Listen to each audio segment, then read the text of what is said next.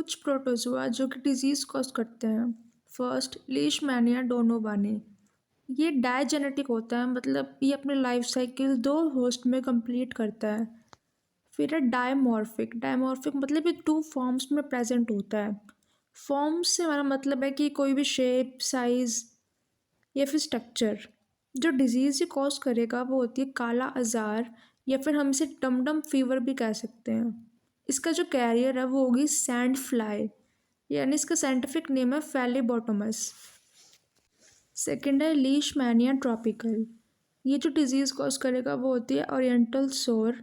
ये एक skin disease है।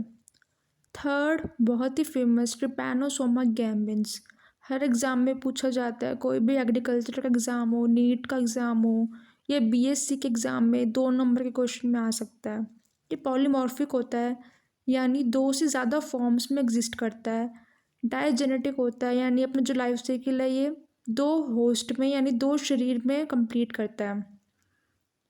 ये कॉज करता है अफ्रीकन स्लीपिंग सिकनेस। जो इसका कैरियर होगा वो होगी सीसी फ्लाई, यानी गुलसीना पिलपैलिस, जो कि इफ़ेक्ट करेगी सेंट्रल नर्वस सिस्टम को।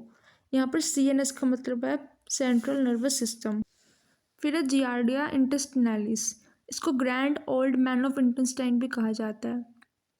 ये जो डिज़ीज़ कॉज करता है वो होती है जियार्डिया, यानी बैक पैकर डिजीज़। बैक पैकर मतलब जो भी मतलब लोग होते हैं जो बैक पैक करके निकल जाते हैं। बेसिकली इसका मतलब है कि जो कि माउंटेनियर्स होते हैं, जो माउंटेन्स पे चढ़ते हैं, जो मतलब कैंपिंग करते हैं, ट्रैकिंग करते हैं, वो लोग अगर किसी झरने से, किसी रिवर से बिना बॉईल किए, बिना उसको मतलब क्वालिटी को सही किए पानी की पी जाएं अगर, तो हो सकता है कि जो वो वाटर वो कंटेमिनेटेड हो, और फिर पूरे पूरे चांसेस हैं कि उनको ये डिजीज़ हो जाए। नेक्स्ट है ट्राइकोनिम्फा। ये सिम्बायोटिक रिलेशन में रहता है टर्माइट और कॉकरोच के डाइजेस्टिव सिस्टम में, जो कि हेल्प करता है सेल्यूलोज के डाइजेशन में। सिम्बायोटिक रिलेशन मतलब दोनों को फ़ायदा है। ट्राइकोनिम्फा को ये फ़ायदा है कि उसे रहने के लिए जगह मिल रही है, और टर्माइट और कॉकरोचेस को ये फ़ायदा है कि उनका जो सेल्यूलोज है वो डाइजेस्ट हो रहा है।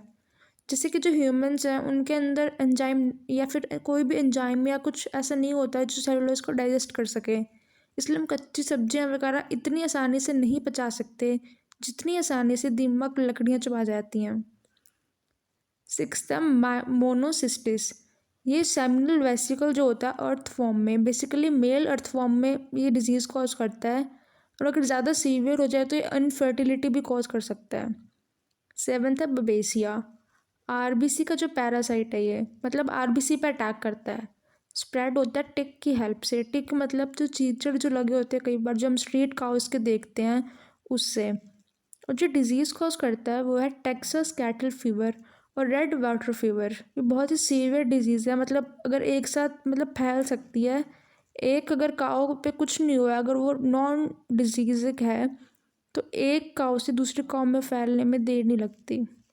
Thank you.